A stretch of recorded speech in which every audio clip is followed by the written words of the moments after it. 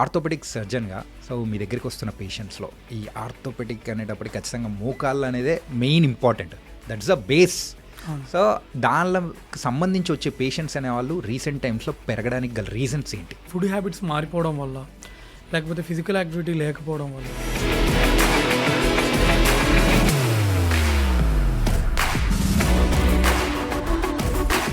మెయిన్గా మన ఇండియాలో, సౌత్ ఇండియాలో పెరగడానికి గల రీజన్స్ ఏంటంటారు సార్? ఎనీ మూమెంట్ నీ కంప్లీట్కి ఇలా బెండ్ అయింది అనుకోండి,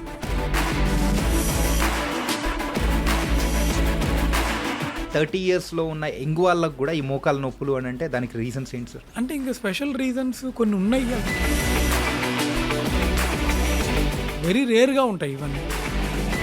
పిఆర్పి ట్రీట్మెంట్స్ ఎందుకు అలా ముందుకు చేయించుకోవడానికి పీపుల్ ఇంట్రెస్టెడ్ చూపిస్తున్నారు? ఎవరికైనా ఈ నీ రీప్లేస్మెంట్ చేయించుకొని ఫెయిల్ అయిన వాళ్ళు ఉంటారు కదండి, ఆల్టర్నేటివ్ కింద ఈ నీ రీప్లేస్మెంట్ సర్జరీ తర్వాత వచ్చే కాంప్లికేషన్స్ కానీ ఏదైనా ఉంటాయంటారా? చాలా ఉంటాయి sir.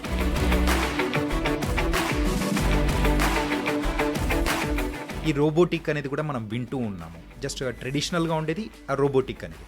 So what's the difference sir రెండు దానికి? సార్ ఈ రోబోటిక్ టీ కేర్లో ఏంటంటే అండి మనకి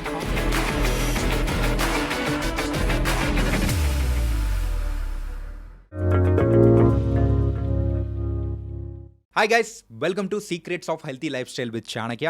ఈరోజు మనము మన ప్రోగ్రాంలో మాట్లాడకపోతున్న టాపిక్ ఏంటంటే మెయిన్గా ఈ ఆర్థోపెటిక్ ప్రాబ్లమ్స్ ఏదైతే వస్తూ ఉంటాయో దాని గురించి మాట్లాడుకుందాం. అండ్ రీసెంట్ టైమ్స్లో అయితే ఆ ఒబెసిటీ వల్ల కానీ, మనకున్న ఫుడ్ హ్యాబిట్స్ వల్లకైనా కానీ, లేకపోతే స్మోకింగ్, డ్రింకింగ్ ఇలాంటి హ్యాబిట్స్ వల్ల మన బోన్ స్ట్రెంత్ అనేది కూడా తగ్గిపోతూ వస్తుంది. ఇలా తగ్గిపోవడం వల్ల ఏంటి అని అనుకుంటున్నాం కదా, సో అది ఎలా లీడ్ చేస్తుంది తెలుసా? సో నీ రీప్లేస్మెంట్ సర్జరీస్కి వైపు వెళ్తూ ఉంది, అలాగే లెగ్మెంట్ సర్జరీస్ కానీ, ఇలా బోన్ స్ట్రెంత్ అనేది తగ్గిపోతూ రావడం వల్ల చాలా వరకు లైఫ్లో ఈ సర్జరీస్ వైపు వెళ్తున్నాం. కాబట్టి ఇలా వెళ్లకుండా ఉండాలంటే ఏం చేయాలి? ఒకవేళ ఈ సర్జరీస్ ఎవరికైనా అని ప్రాబ్లం ఉన్నాయి అని అంటే ఈ పాడ్కాస్ట్ అనేది చాలా చక్కగా ఉపయోగపడుతుంది. దీని గురించి మొత్తం మనకు చక్కగా వివరించడానికి, చెప్పడానికి వస్తున్న డాక్టర్ సాయి చంద్ర గారు. ఆయన ఆర్థోపెడిక్ సర్జన్. మరి ఆయనతో మాట్లాడదాం. మరి ఆర్థోపెడిక్ హెల్త్ గురించి మనం ఆయన్నే అడిగి బోల్డ్ అనే విషయాలు అడిగి తెలుసుకుందాం. హాయ్ సార్, నమస్తే. హాయ్ అండి. సాయి చంద్ర గారు అనేటప్పటికీ ఫుల్ ఫేమస్ సోషల్ మీడియాలో. ఎలా ఉన్నారు సార్? బాగున్నాను sir, thank you. Yeah sir, as a orthopaedic సర్జన్గా కానీ and knee replacement and shoulder replacements దానికి సంబంధించి యువర్ ఎక్స్పర్టైజ్. ఈరోజు మన సెషన్ అంతా కంప్లీట్ దీని గురించి మాట్లాడుకుందాం. దీంతోపాటు స్పోర్ట్స్ ఇంజరీస్ అండ్ జనరల్గా డౌట్స్ అంటే వస్తూ ఉంటాయి కదా, సో ఆ డౌట్స్ గురించి కూడా, కొన్ని అపోహలు కూడా ఉంటాయి, వాటి గురించి కూడా మాట్లాడుకుందాం sir. Okay sir, first orthopaedic సర్జన్గా సో మీ దగ్గరికి వస్తున్న పేషెంట్స్లో ఈ ఆర్థోపెడిక్ అనేటప్పటికి ఖచ్చితంగా మోకాళ్ళు అనేదే main important, that's the base. So దానిలో సంబంధించి వచ్చే పేషెంట్స్ అనేవాళ్ళు రీసెంట్ టైమ్స్లో పెరగడానికి గల రీజన్స్ ఏంటి? బేసిక్గా ఇప్పుడు మోకాళ్ళ నొప్పులతో వచ్చేవాళ్ళు రెండు రకాల పాపులేషన్ ఉంటారు సార్. ఒకళ్ళు యంగ్ పాపులేషన్, ఇంకొకళ్ళు older population, elder population. So young వాళ్ళు ఏంటంటే లైక్ ఈ ఫుడ్ హ్యాబిట్స్ మారిపోవడం వల్ల, లేకపోతే ఫిజికల్ యాక్టివిటీ లేకపోవడం వల్ల, లేదంటే ఎక్కువసేపు కుర్చీల్లో కూర్చునే జాబ్స్ చేయడం వల్ల ఈ నీ పెయిన్స్ వస్తున్నారు. ఇది యంగ్ పాపులేషన్. ఇంకా ఓల్డ్ పాపులేషన్ ఏంటంటే అది మోకాలు అరుగుదల వల్ల వచ్చేవాళ్ళు అనమాట. ఓకే. సో మోకాలు ఫుల్గా అరిగిపోయి స్టేజ్ 4 ఆస్టియోఆర్థరైటిస్తో వచ్చేవాళ్ళు ఓల్డ్ పాపులేషన్. యంగ్ వాళ్ళు ఏంటంటే లైక్ కాండ్రోమలేషియా పటెల్లా అని, ఆస్టియోకాండ్రైటిస్ డిసికెన్స్ అని. సో ఏదైనా ఇప్పుడు మన లైఫ్ స్టైల్ కొంచెం మారింది కదా ఒక 30 years బ్యాక్కి ఇప్పటికి. సో దానివల్ల వచ్చిన పరిణామాలు అన్నమాట ఇవన్నీ. ఓకే. అండ్ అలాగే ఇప్పుడు పేషెంట్స్లో మీరు అన్నట్టు ఆస్టియోఆర్థరైటిస్ దానికి సంబంధించి వచ్చే వాళ్ళు కూడా పెరుగుతున్నారు అని అంటున్నారు. అవునండి, అవును. సో యూజువల్గా ఈ సంఖ్య పెరగడానికి, అది కూడా మెయిన్గా మన ఇండియాలో, సౌత్ ఇండియాలో పెరగడానికి గల రీజన్స్ ఏంటంటారు సార్? అంటే ఎక్కువ వర్క్ చేస్తూ ఉంటాం కదా సార్ మనం, పొలం పనులు చేయడం కానీ, వీళ్ళల్లో ముఖ్యంగా చాలా ఎక్కువ అరుగుతాయి. ఓకే. మన చిన్నప్పటి నుంచి కూడా మనకి కింద కూర్చొని అన్నం తినడం అలవాటు. అవును. సో వెస్ట్రన్ పాపులేషన్లో కింద కూర్చొని అన్నం తినే హ్యాబిట్ వాళ్ళకి అక్కడ తక్కువ, వాళ్ళకి అంత ఉండదు. ఇక్కడ మన దగ్గర కింద కూర్చొని తినడం అనేది లేదంటే ఇంట్లో తిడతారనమాట, అంతే కదా మన ఇళ్ళలో. సో మనకి కింద కూర్చొని లేయడం దీనివల్ల ఏమవుతుందంటే మోకాలు అనేది అరుగుదల ఎక్కువ ఉంటుంది. సో ఎలా అరుగుదల ఉంటుందంటే ఇప్పుడు ఎనీ మూమెంట్ నీ కంప్లీట్గా ఇలా బెండ్ అయింది అనుకోండి సార్, ఇలా బెండ్ అయింది అనుకోండి, సో ఎక్కువ రాసుకోపోతుంది సో ఒత్తిడి ఎక్కువ ఉంటుంది, దానివల్ల ఎక్కువ అరిగిపోతుంది. సో అందుకనే మేము ఏం చెప్తామంటే బాగా మోకాలు అరిగిన పేషెంట్లకి కింద కూర్చోవడం, మెట్లెక్కడం దిగడం చేయొద్దు, ఓకే. తగ్గించండి అని చెప్తాం. మెయిన్గా దానివల్లే ఈ అంటే మన ఇండియన్ కండిషన్స్ మనం ఎక్కువ కింద కూర్చొని ఉంటాం సార్, నెంబర్ 1. నెంబర్ 2 ఏంటి అంటే ఒబేస్గా ఉన్న వాళ్ళు, బాగా లావు ఉన్న వాళ్ళు, ఐ మీన్ తర్వాత ఎక్కువ తల మీద బరువులు పెట్టుకొని వర్క్ చేసేవాళ్ళు, తర్వాత పొలం పనులు చేసుకునే వాళ్ళు, వీళ్ళల్లో ఏంటంటే చాలా ఎక్కువ అరిగిపోయే ఛాన్స్ ఉంటుంది. ఇప్పుడు ఫర్ ఎగ్జాంపుల్ ఇద్దరు ఇండివిజువల్స్ ఉన్నారు, ఇద్దరు మనుషులు ఉన్నారు, ఓకేనా. ఒకళ్ళు ఈ పొలం పనులు చేసేవాళ్ళు, లేకపోతే ఎక్కువ వెయిట్స్ లిఫ్ట్ చేసేవాళ్ళు వీళ్ళు, ఇంకొకళ్ళు జస్ట్ ఆఫీస్ వర్క్ చేసుకునే పర్సన్ అనుకోండి. సో వీళ్ళిద్దరిలో కూడా ఎవరైతే హెవీ వర్క్ ఎక్కువ చేస్తారో, ఎవరైతే లోడ్స్ ఎక్కువ మోస్తారో వాళ్ళల్లో కొంచెం ఎక్కువ అరుగుతుంది. ఓకే. యా, అలా అరగడం వల్ల ఈ పేషెంట్స్ అనేవాళ్ళు కూడా ఎక్కువ అవుతున్నారు. ఎస్. యా.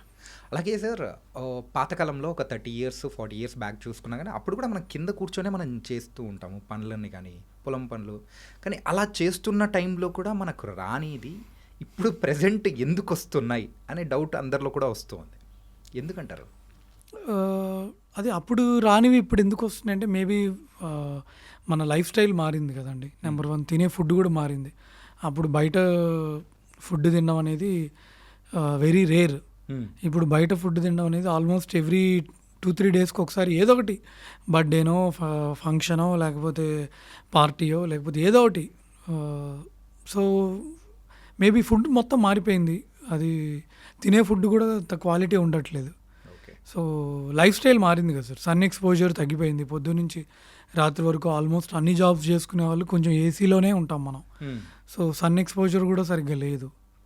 సో ఈ రీజన్స్ వల్ల మెయిన్గా మనకు బోన్స్కి స్ట్రాంగ్నెస్ రావాలనుకున్నా కానీ అది సన్ ఎక్స్పోజర్ వల్లనే ఎక్కువగా వస్తుంది. సన్ ఎక్స్పోజర్ చాలా చాలా ఇంపార్టెంట్ సార్.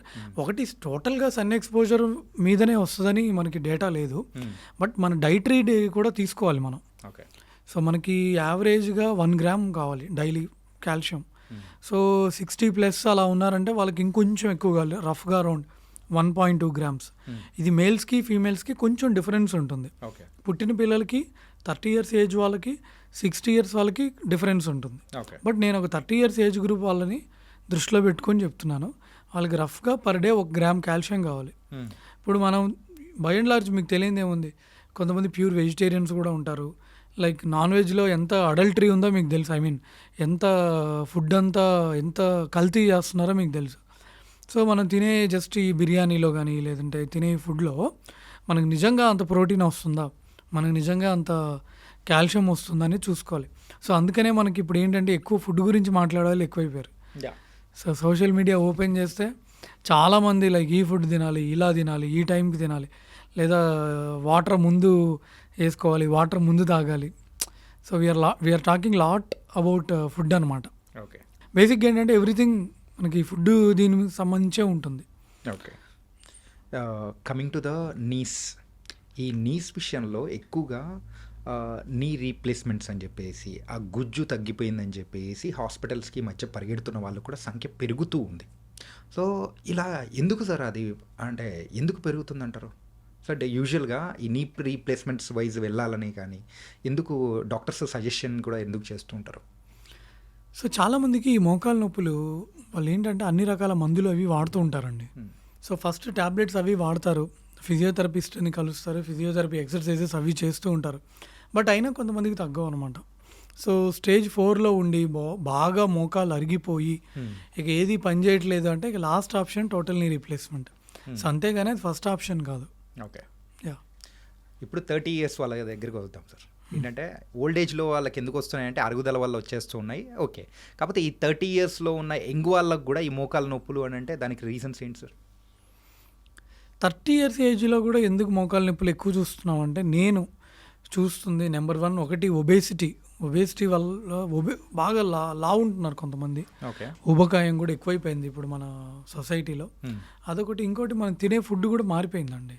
ఇక్కడ కూడా సేమ్ ద ఫుడ్ అనేది అంటే ఇంకా స్పెషల్ రీజన్స్ కొన్ని ఉన్నాయి, అవి జెనెటిక్ రీజన్స్ కూడా ఉంటాయి అన్నమాట. వెరీ రేర్గా ఉంటాయి ఇవన్నీ జెనెటిక్ రీజన్స్ అనేవి. ఇంకోటి ఏంటంటే మనకి మోకాల లోపల ఇక్కడ పైన ఉండేది ఫీమర్ బోన్, కింద టిబియా బోన్, మధ్యలో పటెల్లా బోన్ అనేది ఉంటుంది. ఓకే.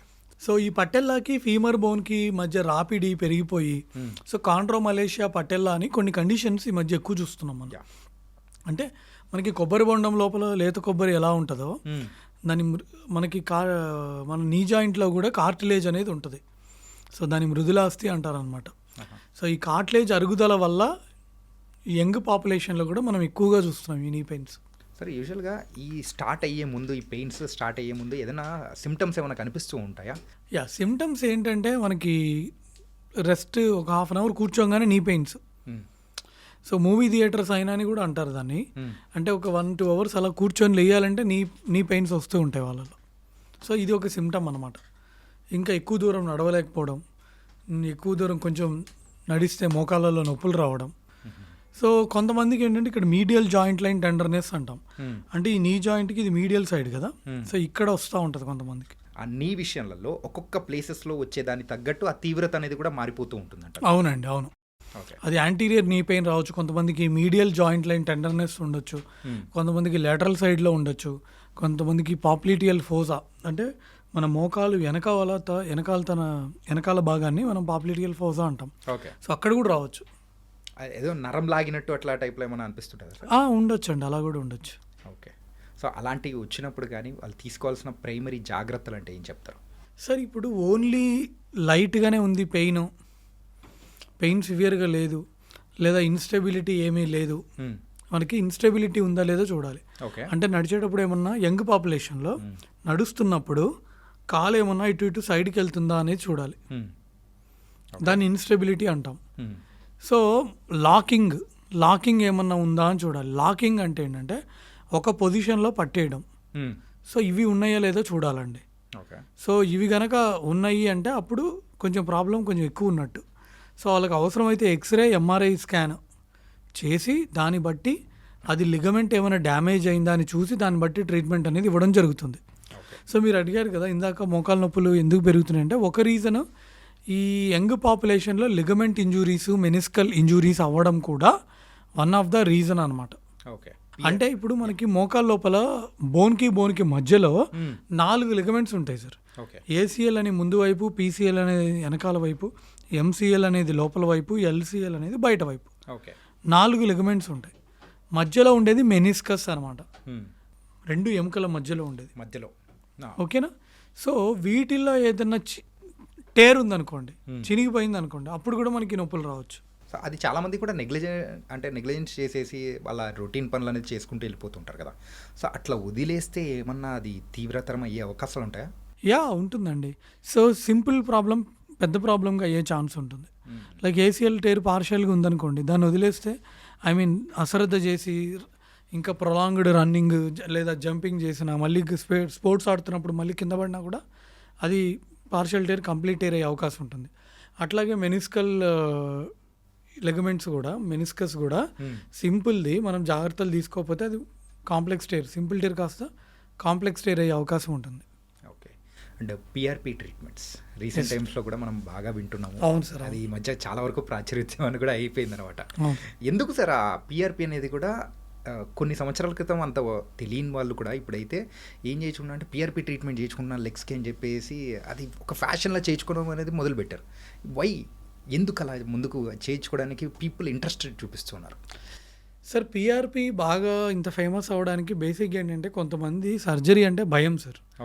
వాళ్ళకి మోకాలు చెప్పలు మార్చుకునే సర్జరీ అంటే లైక్ వాళ్ళ సర్కిల్లో కానీ లేదా వాళ్ళకి తెలిసిన వాళ్ళల్లో ఎవరికైనా ఈ నీ రీప్లేస్మెంట్ చేయించుకొని ఫెయిల్ అయిన వాళ్ళు ఉంటారు కదండి, వాళ్ళని చూసి వీళ్ళు చాలా భయపడతారు.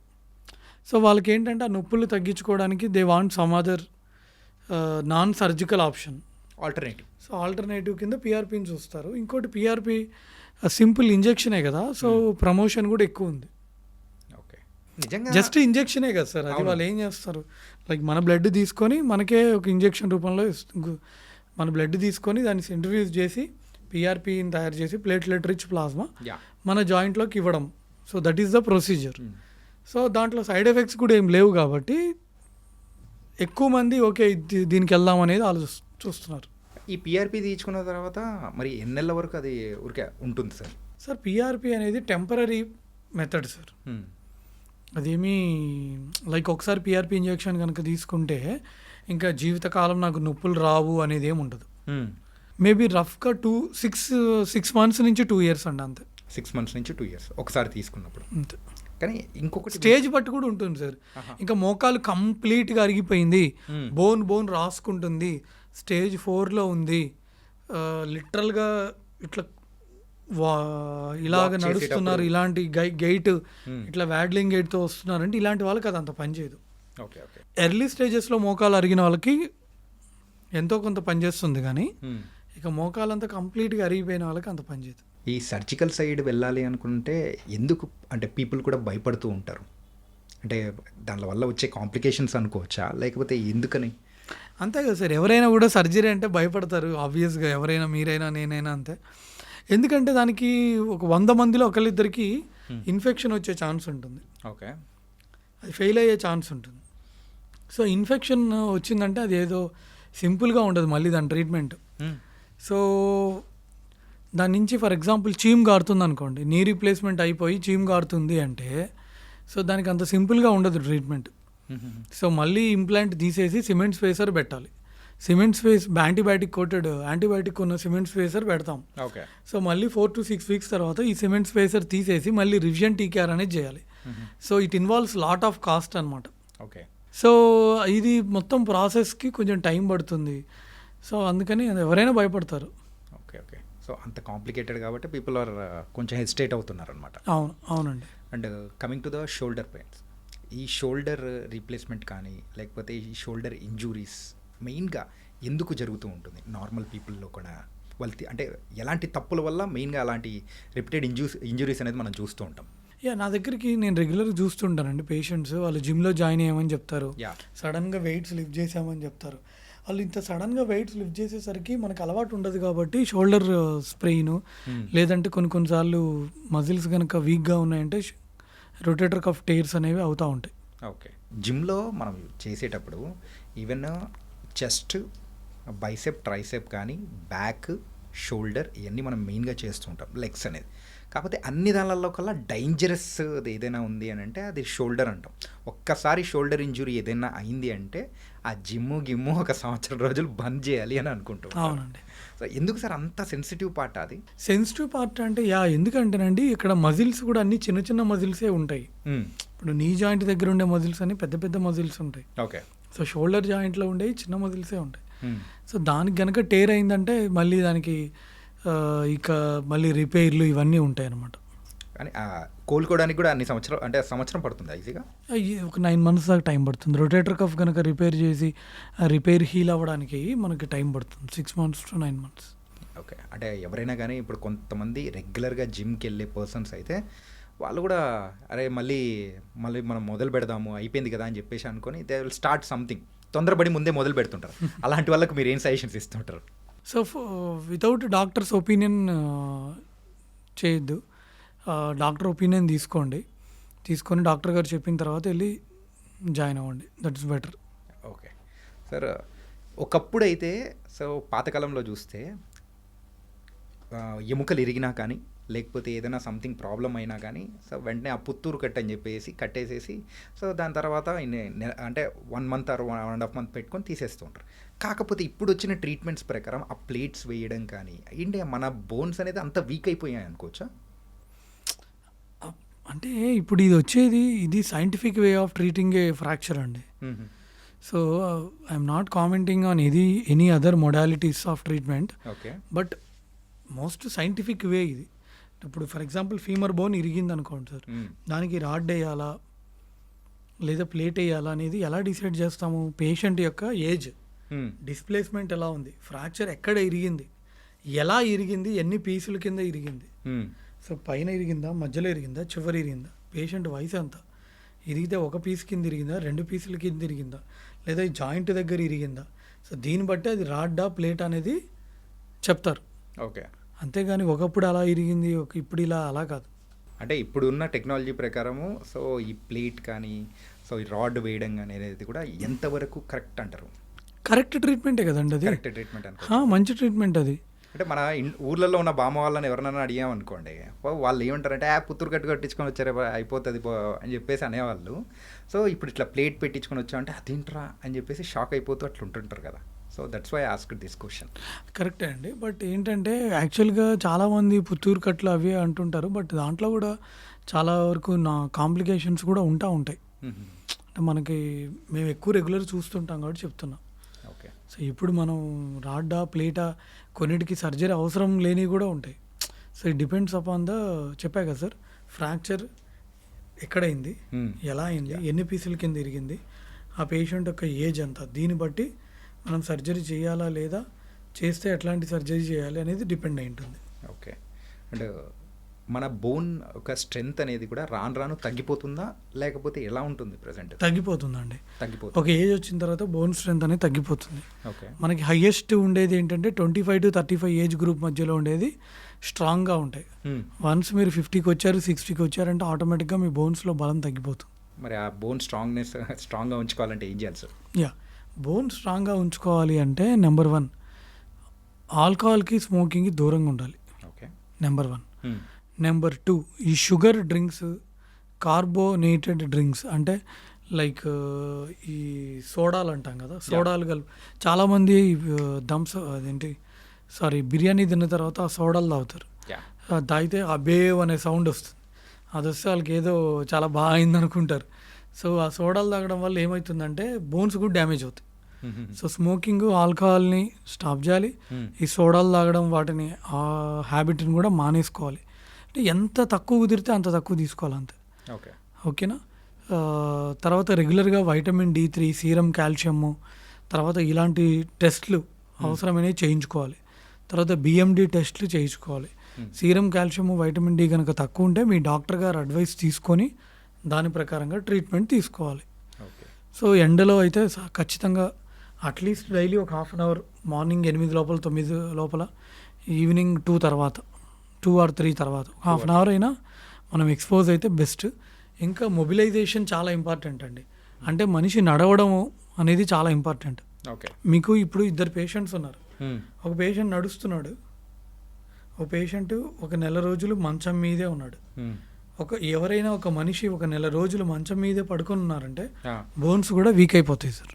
వీక్ అయిపోతాయి. నడుస్తూ ఉండాలి. యూస్ చేయకపోయినా వీక్ అయిపోతాయి. నడుస్తూ ఉండాలి మనిషి అనేవాడు. నడుస్తూ ఉంటేనే స్ట్రాంగ్గా ఉంటాయి. ఇమ్మొబిలైజేషన్ చేసామంటే బోన్స్ వీక్ అయిపోతాయి, ఇరిగిపోవడానికి ఛాన్స్ ఎక్కువ ఉంటుంది. స్ట్రెంత్ అనేది కూడా తగ్గిపోతుంది. Yes sir. సో అందుకని వాళ్ళు నడవడానికి ప్రయారిటీ ఇవ్వాలి. సార్, ఈ బోన్స్ మనకు స్ట్రాంగ్గా ఉండడం కోసం ఏ కైండ్ ఆఫ్ ఫుడ్ కానీ ఇలాంటివి తీసుకుంటే బెటర్ అంటారు? చాలా మంచి క్వశ్చన్ అడిగారు సార్. నన్ను చాలామంది పేషెంట్స్ అడిగేది ఇదే సార్, బోన్ స్ట్రెంత్ అవ్వడానికి నేను ఏ ఫుడ్ తీసుకోవాలని అడుగుతారు. నేను వాళ్ళకి ఏం చెప్తానంటే ఇది రెండుగా చెప్తాను. ఓకే. ఏది తినాలి, ఏది తినకూడదు. ఎందుకంటే ఇక్కడ ఏం తినకూడదు అనేది more important. Like cool drinks, తర్వాత ఈ ప్యాక్డ్ ఫుడ్స్ నిజంగా బోన్స్కి మంచిది కాదండి. మీరు అనుకోవచ్చు అదేం సార్ కూల్ డ్రింక్స్ వల్ల ఏమవుతుంది, ఈ ప్యాక్డ్ ఫుడ్స్ వల్ల ఏమవుతుంది అంటే దెర్ ఆర్ మెనీ స్టడీస్. ఈ వీటిల్లో ఉండే ఈ కెమికల్స్ వల్ల బోన్స్ అనేవి డ్యామేజ్ అవుతున్నాయి, బోన్స్ ఎఫెక్ట్ అయిపోతున్నాయి. బోన్ యొక్క మనకి బోన్ ఎలా ఉంటుందంటే సార్, కంటిన్యూస్గా ఫామ్ అవుతూ ఉంటుంది, కంటిన్యూస్గా రిజార్ప్షన్ అవుతూ ఉంటుంది. అంటే కొత్త బోన్ వస్తూ ఉంటుంది, కొంచెం ఆస్టియోబ్లాస్ట్స్ ఉంటాయి, ఆస్టియోక్లాస్ట్స్ ఉంటాయి, ఆస్టియోసైట్స్ ఉంటాయి. ఆస్టియోబ్లాస్ట్ ఏం చేస్తుంది అంటే కొత్త బోన్ ఫామ్ చేస్తుంది. ఆస్టియోసైట్ ఏం చేస్తుందంటే బోన్ హెల్త్ మెయింటైన్ చేస్తుంది. ఆస్టియోక్లాస్ట్ ఏం చేస్తుందంటే బోన్ని లాగేసుకుంటుంది, రిజార్ప్షన్ అంటాం. ఓకేనా. సో ఈ కూల్ డ్రింక్స్, తర్వాత ఈ ప్యాక్డ్ ఫుడ్స్ తినడం వల్ల ఏమవుతుందంటే ఈ ఆస్టియోక్లాస్ట్ యాక్టివిటీ సరిగ్గా జరగకపోవడం వల్ల రిజార్ప్షన్ అనేది ఎక్కువైపోతూ ఉండి బోన్స్ వీక్ అయిపోతూ ఉంటాయి అన్నమాట. సో అందుకని ఈ కూల్ డ్రింక్స్లో ఈ సోడా ఉండేవి, వీటిలో ఈ ఫాస్ఫరిక్ యాసిడ్ ఉండడం, ఇట్లాంటివన్నీ అంత హెల్త్కి మంచిది కదా. సో ఇవి తీసుకోకూడదని ఐటమ్స్. ఇక తినడానికి ఏమేం కావాలి, ఏవేవి తీసుకోవాలంటే మెయిన్గా నేను చెప్పేది పేషెంట్స్కి పాలు, ఆకుకూరలు, గుడ్లు, రాగి జావా.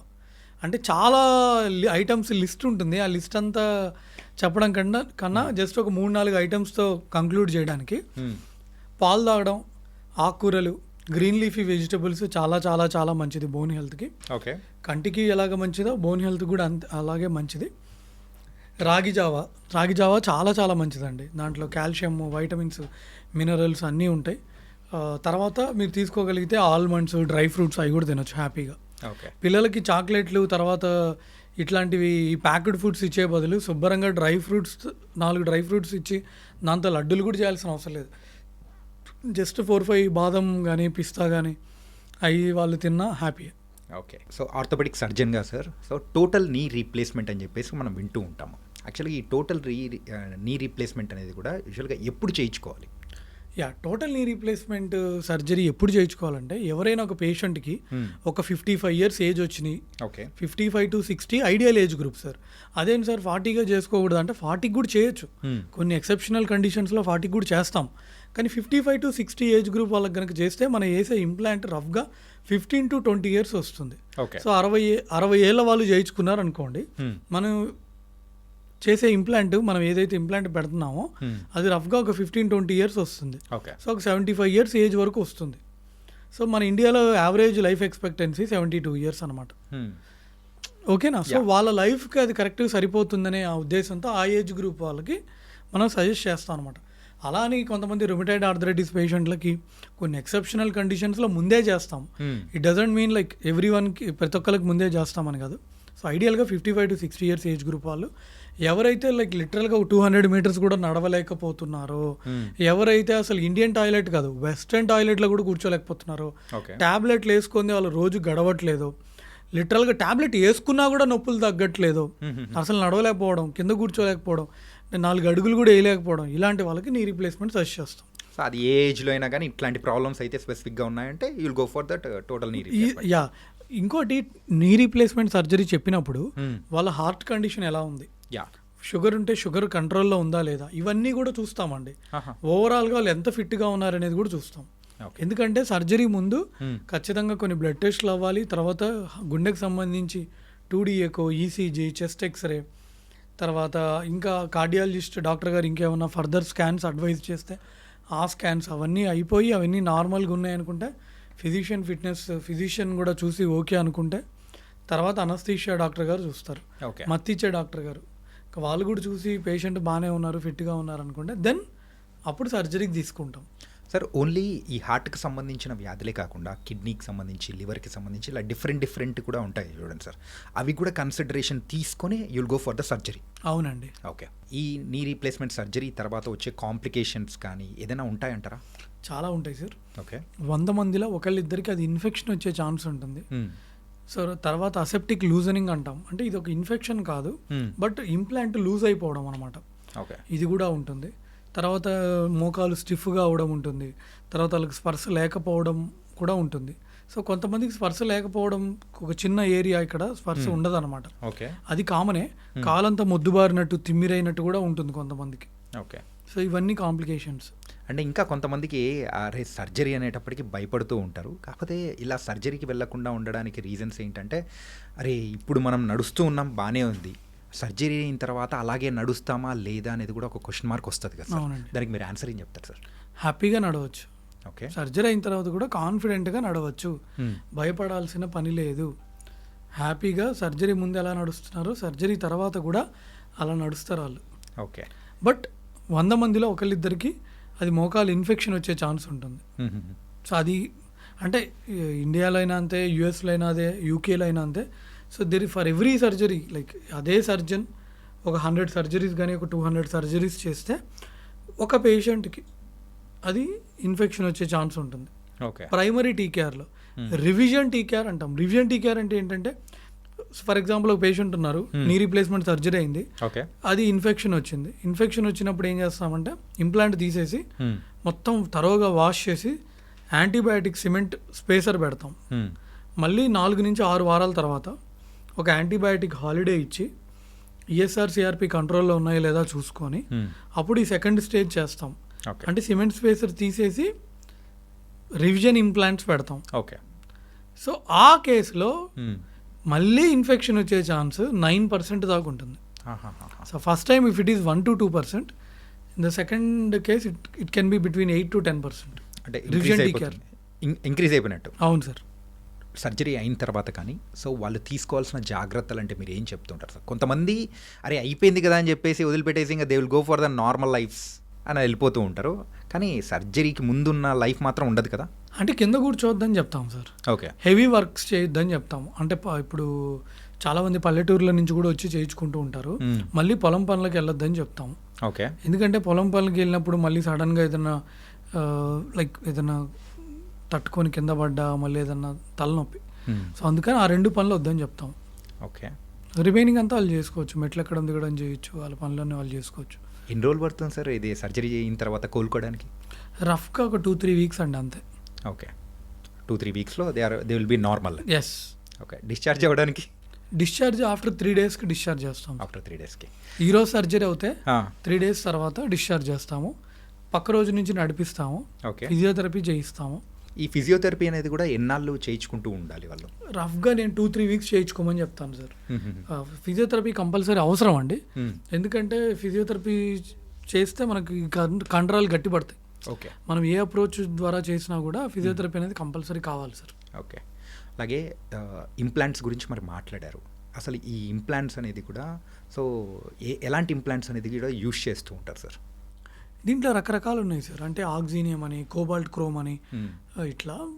సో ఒక్కొక్క కంపెనీ ఒక్కొక్కది ఉంటుంది. సో నేను యూజువల్గా రెగ్యులర్గా ఎక్కువ జాన్సన్ది వాడుతుంటాను, మిగతావి కూడా వాడుతుంటాను, అట్లేం లేదు. సో కోబాల్ట్ క్రోము, టైటానియము, తర్వాత ఆక్సినియం అవి ఉంటాయండి. ఓకే. ఈ టోటల్ నీ రీప్లేస్మెంట్ సర్జరీ విషయానికి వచ్చేటప్పటికి దెర్ ఇస్ అనే డిఫరెంట్ కైండ్ ఆఫ్ సర్జరీస్ అనేది కూడా ఉంటాయి కదా. ఇప్పుడు టెక్నాలజీ పెరిగిపోయింది, ఈ రోబోటిక్ అనేది కూడా మనం వింటూ ఉన్నాము. జస్ట్ ట్రెడిషనల్గా ఉండేది ఆ రోబోటిక్ అనేది. So what's the difference sir 2 దానికి? సార్ ఈ రోబోటిక్ టీకేర్లో ఏంటంటే అండి, మనకి కాంప్లెక్స్ కేసెస్కి బాగా హెల్ప్ అవుతుంది. సో యాక్యురేట్గా కట్స్ తీసుకోవచ్చు, అలైన్మెంట్ కూడా పర్ఫెక్ట్గా ఉందా లేదా ఇవన్నీ చూడొచ్చు. ఓకే. సో సింపుల్ కేసెస్కి మనం రెగ్యులర్గా చేసే టెక్నిక్ సరిపోతుంది, కానీ బట్ ఏదైనా కాంప్లెక్స్ కేసెస్, ఫీమర్ నెయిల్ ఉంది ఆల్రెడీ, సో ఇలాంటి కేసెస్ చేయడానికి మనకి రోబో ఉంటే బెటర్ అనమాట. ఓకే. కానీ ఇప్పుడు ప్రెసెంట్ ఎక్కువ ఏది జరుగుతుంది sir, traditional or this robotic? So ఇండియాలో ఇంకా ట్రెడిషనల్ వేలోనే జరుగుతుంది సార్. కొన్ని సెంటర్స్లోనే ఉంది robo, but by and large ఇండియాలో ఎక్కువ కేసెస్ అయితే ట్రెడిషనల్ వేలోనే జరుగుతున్నాయి. And is it expensive? Expensive అంటే అంత ఎక్స్పెన్సివ్ ఏం కాదు సార్. ఇన్సూరెన్స్ ఉంటే ఇన్సూరెన్స్లో కవర్ అవుతుందండి. సో హాస్పిటల్ బట్టి రఫ్గా ఉంటుంది. ఓకే. కాస్ట్. అండ్ ఇంకొకటి ఏంటంటే కాలు వంకర్లు అనేది కూడా తగ్గిపోతూ ఉందా ఈ సర్జరీ ద్వారా? కానీ చాలామంది క్వశ్చన్ అడుగుతారు సార్, నాకు కాలు ఈ వంకరగా ఉంది కదండి, కాలు మళ్ళీ కంప్లీట్గా స్ట్రైట్ అయిపోతుందా అని. కంప్లీట్గా స్ట్రైట్ అయిపోదు, కొంచెం కరెక్ట్ అవుతుంది. ఇప్పుడు కాలు ఇలాగా వాళ్ళకి మొత్తం బెండ్ అయిపోతుంది కదా సార్. అవును సార్. సో అందరికి కాదు, కొంతమందికి. సో వాళ్ళకి మొత్తం ఇలాగ స్ట్రైట్ అయిపోదు, కొంతవరకు స్ట్రైట్ అవుతుంది. Okay sir. ఈ డౌట్స్ అనేది కూడా కంప్లీట్గా ఎవరైతే పేషెంట్స్ వస్తుంటారో ఇలాంటి కామన్ డౌట్స్ అనేది అడుగుతుంటారు కదా. అవునండి, అవును. ఎక్కువగా అడిగే డౌట్ అంటే ఏది సార్? నేను మళ్ళీ బాగా నడుస్తానా లేదా, నాకు నొప్పులు తగ్గుతాయా లేదా అని. సో వాళ్ళకి నేను చేసిన సర్జరీ వీడియోస్ నా యూట్యూబ్లో, ఇన్స్టాగ్రామ్లో ఉంటాయి కదండి, అవి చూపిస్తాను. అవి చూపించినప్పుడు వాళ్ళకి కొంచెం ఒక నమ్మకం వస్తుంది. ఓకే. సో బిఫోర్ సర్జరీ మనము ఏ కైండ్ ఆఫ్ బ్లడ్ టెస్ట్ చేయించుకోవాలని చెప్పేసి మీరు సజెస్ట్ చేస్తూ ఉంటారు? కొన్ని టెస్ట్లు ఉంటాయండి, లైక్ సిబిపి, తర్వాత ఏదైనా ఇన్ఫెక్షన్ ఉందా లేదా అని చూసుకోవడానికి అవసరమైతే ఈఎస్ఆర్, సిఆర్పి, తర్వాత షుగర్ టెస్ట్లు, ఎల్ఎఫ్టి, ఆర్ఎఫ్టి, లివర్కి సంబంధించింది, కిడ్నీకి సంబంధించిన టెస్ట్, తర్వాత బ్లడ్ గ్రూప్ ఏంటి, తర్వాత ఎలక్ట్రోలైట్స్ ఎలా ఉన్నాయి, తర్వాత వాళ్ళ పీటీ అయినా ఏపీటీటీ ఎలా ఉంది. సో ఇవి బేసిక్ టెస్ట్లు అనమాట. ఓకే. ఈ టోటల్ నీ రీప్లేస్మెంట్ గురించి అయితే మీరు చాలా చక్కగా వివరించారు. కాకపోతే ఇప్పుడు జనరల్గా ఎవరైనా కానీ బ్యాడ్మింటన్ కానీ, టెన్నిస్ కానీ ఇలాంటి స్పోర్ట్స్ ఆడుతున్న టైంలో కూడా ఈ నీకి సంబంధించిన ఇంజురీస్ అనేది కూడా ఎక్కువగా జరుగుతూ ఉంటాయి.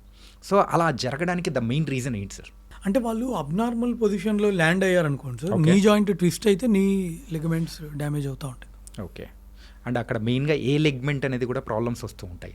ఎక్కువగా మేము కామన్గా చూసేది ఏసీఎల్ లిగమెంట్ అండి, anterior cruciate ligament tear. Okay. అవి మేము ఎక్కువ చూస్తూ ఉన్నాం. ఓకే. ఏంటి సార్ ఇది ఏసీఎల్ అంటే మెయిన్గా అంత క్రూషియల్, వెరీ ఇంపార్టెంట్ మన మోకాల్లో అంత ఇంపార్టెంట్గా? అవునండి. ఏసీఎల్ అంటే యాంటీరియర్ క్రూషియేట్ లిగమెంట్. అది ఫీమర్ వెనకాల నుంచి వచ్చి టిబియాకి యాంటీరియర్గా అతుక్కుంటుంది. ఓకే. సో మన టిబియా బోన్ ఏంటంటే టిబియాకి ఫీమర్కి ఒక ఇంపార్టెంట్ కనెక్షన్ అనమాట. అది ముందుకు పడిపోకుండా ఆపుతుంది. ఓకే. ఓకే. టిబియా ముందుకి రాకుండా ఆపుతుంది. సో అందుకని ఏసీఎల్ ఎప్పుడైతే చినిగిపోతుందో, ఏసీఎల్ ఏ పేషెంట్లకి అయితే చినిగిపోతుందో వాళ్ళకి యాంటీరియర్ డ్రాయర్ పాజిటివ్ వస్తుంది, టిబియా ముందుకు వచ్చేస్తూ ఉంటుంది. అది ఇన్స్టెబిలిటీ అంటాం. ఓకే. వాళ్ళు స్టెబిలిటీ ఉండదు వాళ్ళకి. అంటే నడుస్తారు సార్, కానీ రన్నింగ్, జంపింగ్, జాగింగ్ చేయమంటే చాలా ఇబ్బంది పడతారు. ఓకే. ట్రెక్కింగ్ చేయడానికి ఇబ్బంది పడతారు. సో అలా ఈ ఏసీఎల్ అనేది కూడా వెరీ ఇంపార్టెంట్ అని చెప్పేసి అన్నారు. దాన్ని బ్యాలెన్స్ అంటే పడిపోకుండా ఉండడానికి బ్యాలెన్స్ చేసే పార్ట్ అని చెప్పేసి కూడా అన్నారు కాబట్టి, సో దీనిలకు ఒకవేళ అది చిరిగిపోయినా కానీ దాని సర్జరీ ప్రాసెస్ అనేది ఎలా ఉంటుంది సార్? సో ఏసీఎల్ లిగమెంట్ ఎవరికైతే చినిగిపోతుందో, సో ఎవరికైతే ఇన్స్టెబిలిటీ ఉంటుందో, ఎవరికైతే నడవడానికి కష్టంగా ఉంటుందో, ఎవరికైతే మెట్లెక్కడం దిగడం కష్టంగా ఉందో ఇలాంటి వాళ్ళకి సర్జరీ చెప్తామండి. సో ఆర్థ్రోస్కోపీ ద్వారా చేస్తాం. ఇప్పుడు నీ రీప్లేస్మెంట్ అంటే ఇక్కడ నుంచి ఇక్కడ దాకా కోర్స్ చేస్తాం కదా. అవును. సో ఏసీఎల్ లిగమెంట్లో అలా కోయమన్నమాట. జస్ట్ చిన్న అటు ఇటు చిన్న ఇన్సిషన్స్ పెట్టి లోపల కెమెరా పంపించి జాయింట్ అంతా చూసి ఎట్లా ఉంది, ఏసీఎల్ ఎట్లా ఉంది, పీసీఎల్ ఎట్లా ఉంది, మెనిస్కస్ ఎలా ఉంది, మీడియల్ మెనిస్కస్, లాటరల్ మెనిస్కస్, ఇవన్నీ చూస్తాం అనమాట. కీ హోల్ సర్జరీలో చేస్తాం. Key hole surgery. Yeah. So మరి దానికి సంబంధించి ఎన్ని డేస్లో క్యూర్ అనేది కూడా అవుతూ ఉంటుంది? సో ఈరోజు సర్జరీ చేస్తే పక్క రోజు డిశ్చార్జ్ చేస్తామండి పేషెంట్ని. ఓకే. మరి దాని సక్సెస్ రేట్ సార్ యూజువల్గా ఈ సర్జరీస్ అనేది కూడా సార్ 100లో ఒకళ్ళకి ఎవరికైనా ఇన్ఫెక్షన్ రావచ్చు, కానీ ఇది చాలా సక్సెస్ఫుల్ సర్జరీ సార్. ఒక అన్స్టేబుల్ నీని స్టేబుల్ నీగా మార్చడమే మన లక్ష్యం ఇక్కడ. ఓకే. ఓకే.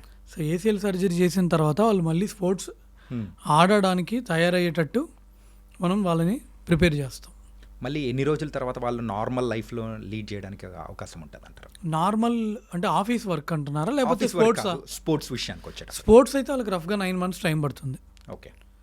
మళ్ళీ స్పోర్ట్స్ ఆడడానికి ఇప్పుడు క్రికెట్ పర్సన్ ఉన్నాడు, క్రికెట్ ప్లేయర్, తనకి ఏసీఎల్ సర్జరీ అయింది, మళ్ళీ వెళ్ళి క్రికెట్ ఆడడానికి ఇట్ విల్ టేక్ రఫ్లీ 9 months. అలా అని 1-2 months కూడా మామూలుగా ఆడొచ్చు సార్, అట్లా కాదు. సో ప్రాపర్గా వాళ్ళకి రీహాబ్ ప్రోగ్రామ్ అంతా చేసుకొని వెళ్ళడానికి టైం పడుతుంది. మరి దీనికి కూడా ఫిజియోథెరపీ అనేది కూడా కంపల్సరీ ఉంటుందా? ఫిజియోథెరపీ కంపల్సరీ ఉంటుందండి, ఒక 1 month వరకు ఉంటుంది. సో ఆఫీస్ వర్క్ అయితే 2 వారాల తర్వాత వాళ్ళ ఆఫీస్కి వాళ్ళు వెళ్ళిపోవచ్చు. ఓకే. యా. అలా వర్క్ ఫ్రమ్ హోమ్ ఆప్షన్ లాగుంటే పక్క రోజు నుంచి వాళ్ళ వర్క్ కూడా చేసుకోవచ్చు, ఏం కాదు. ఓకే. అంటే దీనిలో ఏమైనా ఇంప్లాంట్స్ ఏమైనా వాడుతూ ఉంటారా? ఇంప్లాంట్స్ వాడతామండి. ఫీమర్ వైపు మనం ఒక అడ్జస్టబుల్ బటన్ వాడతాము, టిబియా వైపు స్క్రూ కానీ చిన్న డిస్క్ కానీ వాడతాము. ఓకే. ఓకే. యా. సార్ ఇలా ఈ స్క్రూ కానీ సో దానికి సంబంధించి ఇలా వాడుతున్న టైంలలో ఇన్ఫెక్షన్ అనేది కూడా మీరు అన్నట్టు కూడా 1% ఛాన్సెస్ అనేది కూడా ఉంటాయండి. అవునండి, అవును. సో అది కూడా రాకుండా ఉండాలి అని అంటే వాళ్ళు అంటే పేషెంట్స్ తీసుకోవాల్సిన జాగ్రత్తలు అంటే ఏం చెప్తారు మీరు? డ్రెస్సింగ్ చాలా జాగ్రత్తగా, అంటే ఏంటంటే కొంతమంది ఏముందిలే అని చెప్పుకొని అని వాళ్ళు ఎక్కడ పడితే అక్కడ డ్రెస్సింగ్ చేయిస్తూ ఉంటారు.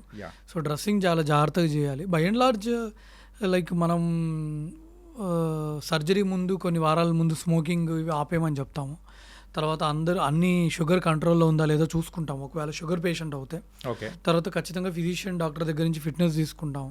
ఇప్పుడు ఏజ్ మోర్ దెన్ 40 ఉందంటే ఒకసారి కార్డియాలజీ ఒపీనియన్ కూడా తీసుకుంటాం. వాళ్ళకి అవసరమైన బ్లడ్ టెస్ట్లు అన్నీ చేయిస్తాము. ఆపరేషన్ థియేటర్లో తీసుకోవాల్సిన జాగ్రత్తలన్నీ మేము తీసుకుంటాం. సో సర్జరీ అయిపోయిన తర్వాత పేషెంట్ వైపు నుంచి అంటే లైక్ వాటర్ పోనీయకుండా చూసుకోవాలి. ఓకే. తర్వాత రెగ్యులర్గా డ్రెస్సింగ్స్కి రావాలి. ఎంత టైం పడుతుంది సార్ ఈ ఆపరేషన్ మొత్తం చేయడానికి? రఫ్గా 1.5 hours. 1.5 hour కంప్లీట్ అయిపోతుంది. ఓకే. ఇలాంటి సర్జరీస్ చేసే ముందు పేషెంట్స్కి యాజ్ ఏ డాక్టర్గా మీరు చెప్పే సజెషన్స్ కానీ భయపడకుండా ఉండడానికి మీరు చెప్పేది ఏం చెప్తుంటారు సార్? ఏం కాదండి, భయపడొద్దు.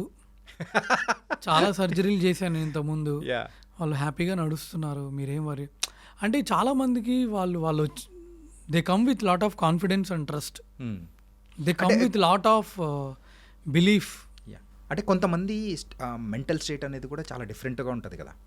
సో అరే ఏంటిది అని చెప్పేసి కొంతమంది అంటే పేరెంట్స్ ప్రోత్సాహంతో కూడా వచ్చేస్తూ ఉంటారు, కానీ అక్కడికి వచ్చిన తర్వాత అంటే మారిపోతూ ఉంటారు కదా. సో అలాంటి వాళ్ళ కోసం నేను అడుగుతున్నా సార్.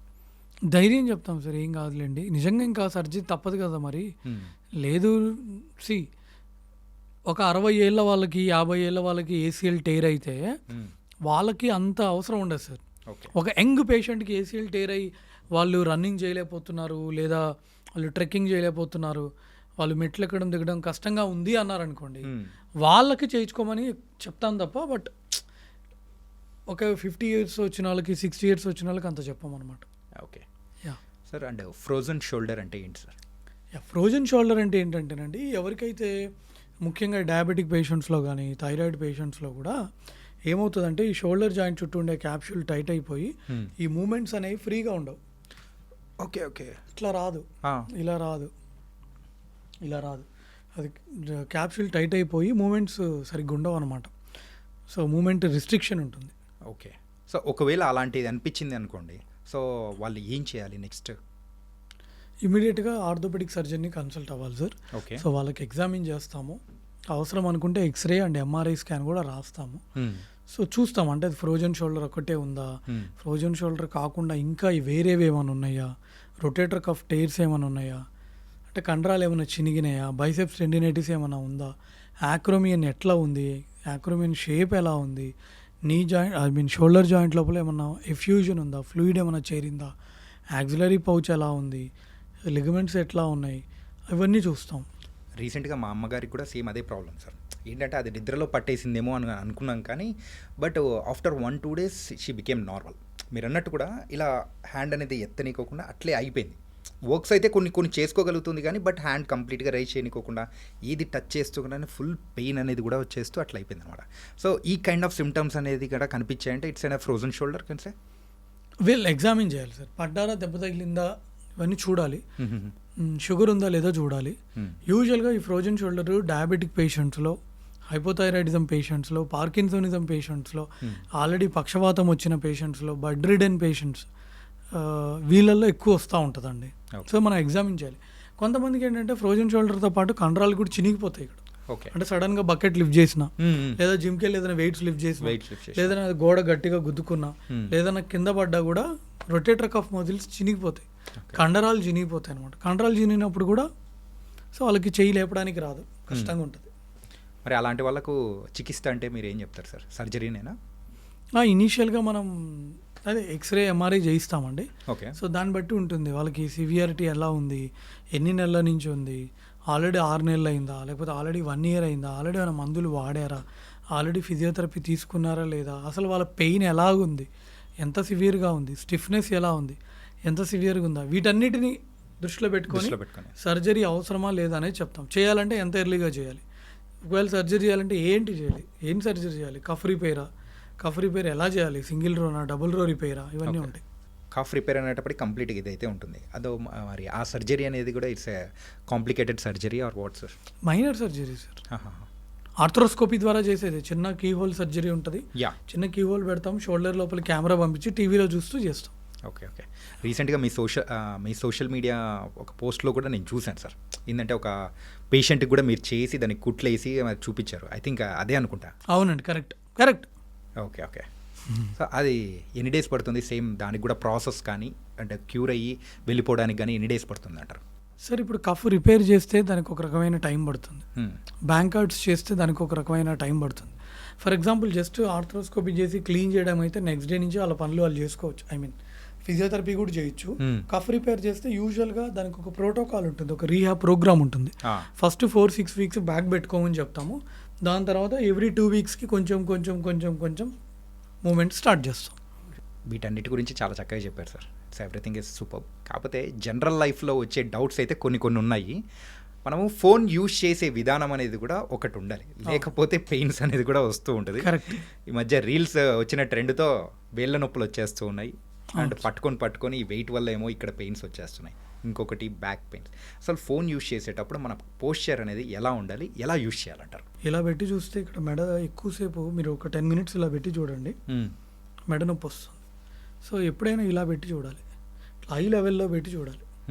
మనం ఐ లెవెల్లో పెట్టి చూసినప్పుడు మనకి ఇక్కడ లోడ్ ఎక్కువ పడదు. అలా కాకుండా మనం ఇలా మెడ వంచి చూసామనుకోండి, ఎవ్రీ 10 degreesకి ఇక్కడ లోడ్ ఎక్కువ పడుతుంది, ఎవ్రీ 10 degreesకి. ఓకే. సో దానివల్ల ఎక్కువ మెడ అరిగిపోయే ఛాన్స్ కూడా ఉంటుంది, డిస్క్ ప్రాబ్లమ్స్ ఇవి వస్తూ ఉంటాయి. సో ఐ లెవెల్లో చూడాలి సార్. బేసిక్గా నేను చెప్పే ఉద్దేశం ఏంటంటే ఐ లెవెల్లో చూడాలి. ఓకే. టీవీ కానీ వాటెవర్, న్యూస్ పేపర్ కూడా ఇలా పెట్టుకొని చూడకూడదు. ఒకవేళ ఇలా డిగ్రీస్ అనేది కూడా ఎవ్రీ 10 degreesకి సివియారిటీ అనేది కూడా పెరుగుతూ ఉంటుంది కదా. సో ఇలా ఫోన్ యూజ్ చేయడం వల్ల వచ్చే మెయిన్ ప్రాబ్లమ్స్ ఏంటి? డిస్క్ బల్జెస్ వస్తాయి సార్, డిస్క్ ప్రాబ్లమ్స్ వస్తూ ఉంటాయి. సో మళ్ళీ అది సివియర్ అవుతే రాడికులోపతి అంటాము, ఇంకా సివియర్ అవుతే స్పాండిలోసిస్, తర్వాత మైలోపతి ఇవి అంటాం. So prevention is better than cure కాబట్టి so just try to see the phone like this. Okay, that's better. So ఓవరాల్గా మన హెల్త్ని, బోన్ హెల్త్నైనా కానీ చక్కగా చూసుకోవాలి, పర్ఫెక్ట్గా ఉండాలి అని అంటే సో యాజ్ ఏ డాక్టర్గా మీరు ఇచ్చే సజెషన్ ఏంటి? ఒక హెల్దీ బ్యాలెన్స్డ్ డైట్ ఫుడ్ తీసుకోవడం సార్. అంటే ఓన్లీ కార్బ్స్ తీసుకోండి, ఓన్లీ ప్రోటీన్స్ తీసుకోండి, ఓన్లీ ఫ్యాట్స్ తీసుకోండి, లేదా ఓన్లీ ఇవే తీసుకోండి అని చెప్పను నేను. మనం తినే ఫుడ్లో కార్బ్స్ ఉండాలి, ప్రోటీన్ ఉండాలి, హెల్దీ ఫ్యాట్స్ ఉండాలి, అన్నీ ఉండాలి. ఫైబర్ కూడా చాలా చాలా ఇంపార్టెంట్, నెంబర్ 1. తర్వాత ఇందాక నేను చెప్పినట్టు ఈ పాలు, ఆకుకూరలు, రాగి జావ అవి కూడా చాలా చాలా ఇంపార్టెంట్. తర్వాత ఈ షుగర్ డ్రింక్స్కి, తర్వాత ఈ షుగర్ సిరప్స్కి, తర్వాత ఈ ప్యాక్డ్ ఫుడ్స్కి ఎంత దూరంగా ఉంటే అంత బెటర్. ఎందుకంటే ఇప్పుడున్న రియలిస్టిక్ అంటే ఇప్పుడున్న దీంట్లో మనం టోటల్గా జీరో చేయలేం, కానీ but once in a while తప్పదు ఒక్కొక్కసారి. అట్ ద సేమ్ టైం మన వెయిట్ని మనం కంట్రోల్లో ఉంచుకోవడం. ఎందుకంటే ఓవర్ వెయిట్ ఉండి ఒబేస్గా ఉన్నామంటే ఆ బరువు కూడా మన మోకాళ్ళే కదండి మొయ్యాలి. సో మోకాళ్ళు ఎక్కువ అరిగే ఛాన్స్ ఉంటుంది. సో మీ బిఎంఐని మీరు కంట్రోల్లో ఉంచుకోవాలి, హైట్కి తగ్గ వెయిట్ ఉండాలి. So nice sir. అండ్ మీరు ఇచ్చే సజెషన్స్ అయితే ఖచ్చితంగా మన వాళ్ళు ఫాలో అవుతారు అనుకుంటున్నాను. So thank you so much for yes sir. Thank you so much. Thank you.